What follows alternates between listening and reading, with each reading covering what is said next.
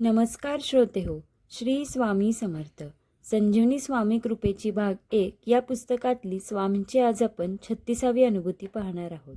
तर चला सुरुवात करूयात स्वामींच्या अनुभूतीला. जीवाशिवाची भेट. 23 डिसेंबर 2004ला सकाळी 9 वाजता दिवाणवर बसले असताना स्वामी नामस्मरणात ध्यान लागले होते. त्यावेळेस डोळ्यासमोर 6 ते 6.5 फूट उंचीची उभे लंगोटी घातलेली, डोक्यावर टोपी, गळ्यात रुद्राक्षमाळा, ललाटी गंध, रागीट चेहऱ्याचे श्री स्वामी महाराज समोर उभे राहिले आणि दडावून मला सांगितले की मला तुझी नेसलेली साडी हवी आहे. त्यावर मी म्हणाले, आज जाऊन दुसरी साडी नेसते आणि ही साडी तुम्हाला देते. त्यावर महाराज म्हणाले, तू नेसलेली साडी मला आत्ता हवी आहे.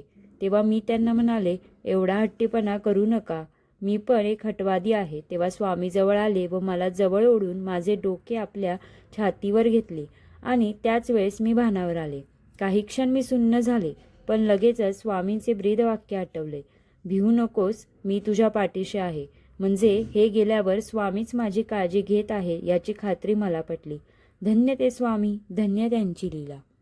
श्रोते हो, आजच्या अनुभूतीनुसार जगात आपण कुठल्याही परिस्थितीत अडकलेलो असलो तेव्हा स्वामीच आपल्याला सावरून नेतात, हे नेहमी लक्षात ठेवा. आजची अनुभूती तुम्हाला कशी वाटली ते नक्की एकदा कमेंट बॉक्समध्ये सांगा. अनुभूती आवडली असेल तर प्लीज व्हिडिओला लाईक, शेअर आणि सबस्क्राईब करा. धन्यवाद. दिगंबरा दिगंबरा श्रीपाद वल्लभ दिगंबरा.